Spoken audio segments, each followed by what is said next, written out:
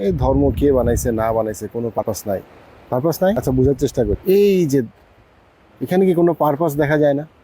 এটা কি সবই বিশৃঙ্খলা? এটা কি জাস্ট এমনি বানানো হয়েছে?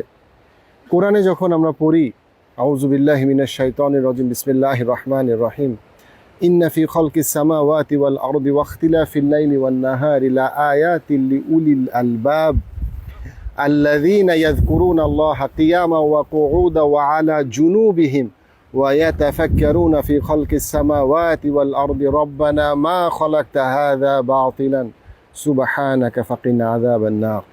আল্লাহ কি বলতেছেন সেটা হচ্ছে অবশ্যই এই যে পৃথিবী সব কিছু যে সৃষ্টি করা হয়েছে, সুবহানাল্লাহ, অবশ্যই এই সব কিছুর মধ্যে জান্নাত, আকাশ তৈরি করা হয়েছে, মাটি তৈরি করা হয়েছে, দিন তৈরি করা হয়েছে, রাত তৈরি করা হয়েছে, এর যে আবর্তন, এই সব কিছুর মধ্যে কি আছে?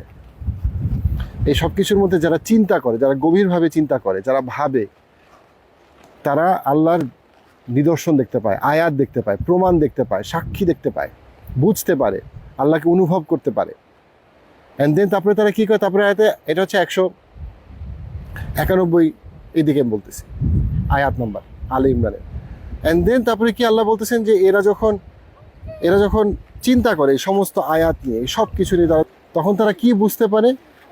তারা যখন ইবাদত করতে যায়, তারা যখন চিন্তা করতে যায়, তারা যখন এগুলো নিয়ে ভাবে, তারা বলছেন, আল্লাহ কোরআনে বলছেন, তাদের অনুভূতিটা কি আসে? তারা বুঝতে পারে রব্বানা মা খলাকতা হাযা বাতিলান, যে অবশ্যই হে আল্লাহ, আপনি এই কোনো কিছুই বৃথা, অকারণে, খেলার ছলে, অনর্থক সৃষ্টি করেন নাই। এই প্রত্যেকটা জিনিস একটা পারপাস আছে। জোয়ারের পারপাস আছে, ভাটার পারপাস আছে, সমুদ্রের পারপাস আছে, পাহাড়ের একটা উদ্দেশ্য আছে, সূর্যের একটা উদ্দেশ্য আছে, সব কিছুর একটা উদ্দেশ্য আছে। তাহলে অবশ্যই আমারও একটা উদ্দেশ্য আছে, আমার সৃষ্টির একটা উদ্দেশ্য আছে, আমার একটা কাজ আছে, ওকে একটা কাজে পাঠানো হয়েছে, আমার একটা পারপাস আছে, একটা রেসপন্সিবিলিটি আছে। হ্যাঁ, সুবহানাক, যে আপনি একমাত্র পবিত্র, আমরা আর কেউই আপনার মতো পবিত্র না, আপনার কাছাকাছিও পবিত্র না। হ্যাঁ, এবং আমাদেরকে আপনি জাহান্নাম থেকে আপনি আমাদেরকে রক্ষা করেন। আল্লাহ আমাদের সবাইকে জাহান্নাম থেকে রক্ষা করুন। আপনি কি কখনো সমুদ্র দেখেন নাই? সূর্য দেখেন নাই? আপনি কি দেখেন না আপনার নিজের ভিতরে কোষ, বায়োলজি পড়েন, কেমিস্ট্রি পড়েন? এই যে মুসলমানরা যত 800 সালে, 900 সালে, 1200 সালে বিশাল বিশাল ইউনিভার্সিটি তৈরি করছে, তারা যত বড় বিজ্ঞানী হয়েছে, তারা তত বেশি বিনয়ী হয়েছে।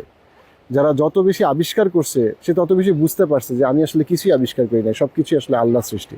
আল্লাহ আমাদের সবাইকে গভীরভাবে অনুভব করার, আমাদের সবাইকে যে আল্লাহর যে প্রেজেন্স, আল্লাহ যে আমাদেরকে দেখতেছেন, সব কিছু সৃষ্টি করছে, এটা বোঝার এবং ওই অনুযায়ী জীবন চালানোর তৌফিক দান করুন। এইসব জায়গায় আপনি আসবেন, তারপরে আমরা চিন্তা করব না যে আমাদের কেন সায়েন্স পড়া উচিত, হিস্ট্রি পড়া উচিত, ফিলসফি পড়া উচিত, অ্যানথ্রোপলজি, প্রত্যেকটা জিনিস পড়াশোনা আমাদেরকে আল্লাহর দিকে নেয় যদি আমরা বিনয়ী হই এবং সঠিক চিন্তা ভাবনা, মানসিকতা নিয়ে যদি আমরা পড়াশোনা করি।